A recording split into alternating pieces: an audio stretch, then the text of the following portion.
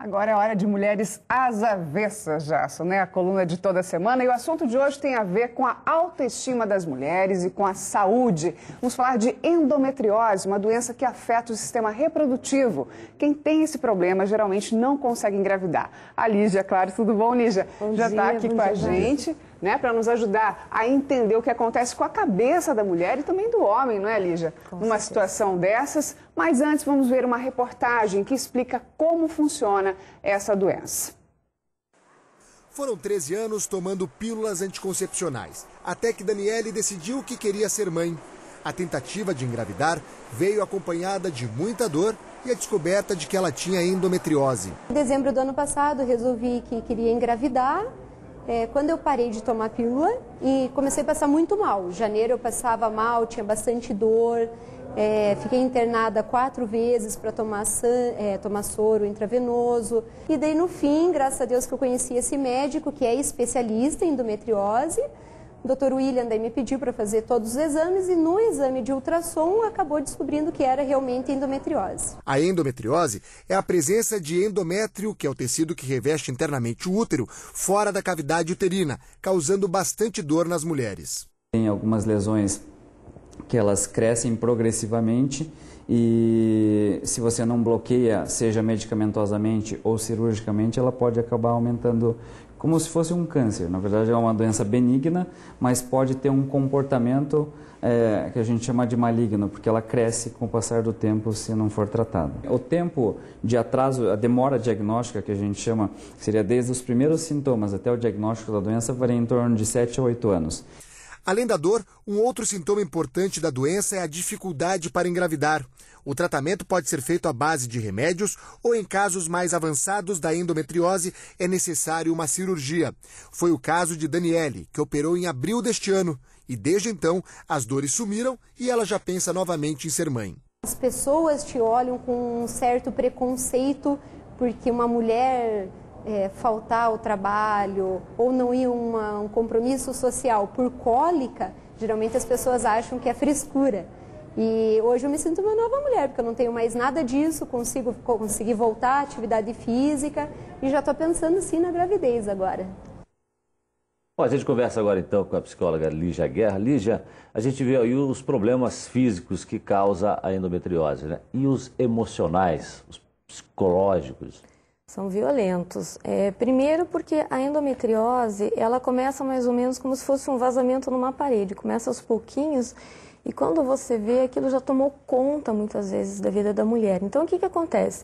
Ao invés da doença ser tratada, a mulher vai percebendo isso aos poucos, vai ficando, como ela colocou, com um pouco de vergonha de falar que está com cólica. E ao invés de ela buscar ajuda rápido, ela vai procurando se adaptar à doença. Então é estranho porque ela deixa de ir em certos eventos sociais, deixa de ter a sua prática esportiva. Mesmo com o marido, por vezes, o ato sexual é doloroso devido à endometriose. Então é uma mulher que muitas vezes passa a ter um isolamento social. E com isso surge então a depressão e uma ansiedade profunda, especialmente quando a mulher percebe que ela pode ter problemas para engravidar, né? Que de repente assim é o maior sonho dessa mulher.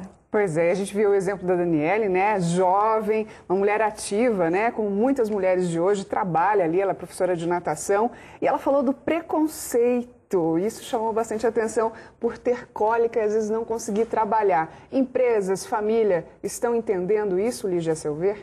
Não estão entendendo, até porque muitas vezes o grupo nem sabe ao certo o que é endometriose. E muitas vezes essa mulher vai buscar ajuda tanto do médico, até do psicólogo, e que também desconhecem, por vezes, os sintomas e muitas vezes até responsabilizam a mulher, achando que ela está realmente querendo desistir da sua vida, que não está com coragem para enfrentar dificuldades e possa estar se escondendo atrás da cólica. E quando, na verdade, não. O problema físico realmente está afetando a vida biopsicossocial dessa mulher, né? Então, o meu apelo, assim, é que a mulher, ela não banalize a sua dor, que ela vá em busca de ajuda, que ela vá em busca de informação, que ela traga isso por seu parceiro e que a família e os amigos também não a isolem, né? Que também não nivelem por baixo as emoções e a dor dessa mulher. Lembrando que é muito importante que nós temos um útero, saber que nós temos útero e não somos um útero.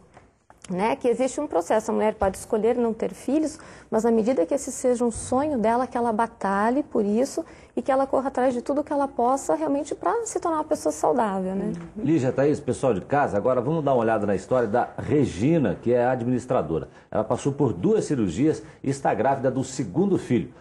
Olha só como é que ela descobriu a doença, veja aí. Comecei a tentar engravidar aos 36 anos e não estava engravidando. E num consultório médico, na recepção, eu estava aguardando para ser atendida e vi um panfleto com informações sobre endometriose. Comecei a ler e percebi que eu me encaixava em muitos itens daqueles que estavam escritos. E aí eu agendei uma consulta médica para verificar se realmente eu tinha a doença. E foi diagnosticada a doença. A sugestão do médico foi a cirurgia e no mês seguinte eu engravidei. A cirurgia foi em janeiro, a primeira, e o Arthur nasceu em outubro. E agora, novamente, 2 anos depois, eu voltei a sentir alguns sintomas e também havia o desejo de engravidar. E procurei novamente o médico, ele sugeriu uma nova cirurgia porque haviam novos focos de endometriose. Foi feita a cirurgia e 3 meses depois eu tive a feliz notícia de que realmente eu estava grávida novamente. Que bacana, né? Que bacana a história bacana dela. Ela realmente foi atrás, é isso que você falou agora há pouco pra gente. Foi atrás e conseguiu o que queria. Agora, Lígia, nem sempre isso acontece, né? E como lidar com aquelas perguntas que são comuns em família, dos amigos mesmo? E aí, quando é que vem o filho? Por que não engravidou ainda? Como você tratar isso de maneira natural, mesmo você tendo um problema? Eu penso assim, que em primeira instância a gente tem que entender que a doença ela começa muito cedo, né? E como o diagnóstico nem sempre é fácil, às vezes a mulher também vai ter que ter o processo do próprio amadurecimento dela. A gente tem um diagnóstico aí em torno de 25 anos, né? A 35, e isso pode decorrer até os 45. Então, como nós falamos em preconceito anteriormente, primeiro a gente tem que eliminar o preconceito em nós mesmas.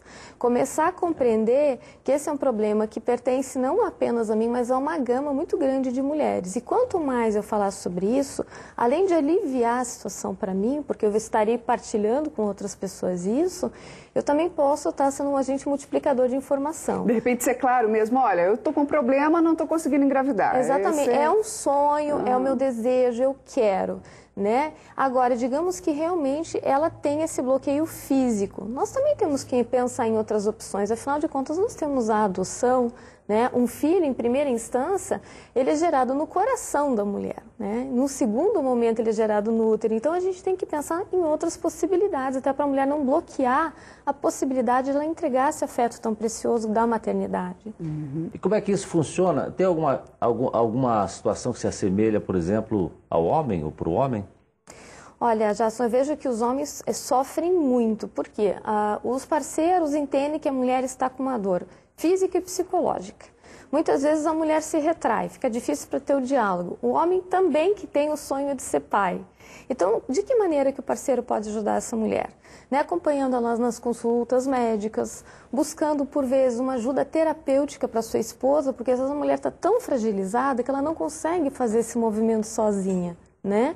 E apoiando a decisão dela, seja qual for, seja de adotar, seja, enfim, de ela buscar alguns outros recursos, de repente, a mais para se tratar, né? Os dois têm que conversar sobre isso, se esse for um desejo do homem também. O nome é companheiro, né, Lígia? Companheiro e companheira, né? Você entender sempre o problema um do outro, essa vai longe. cumplicidade faz com que a mulher tenha condição de sair dessa zona, assim, de medo, de angústia, de desconforto e ir para um espaço em que ela possa lutar por si própria e pela família. Companheirismo e cumplicidade, então, né?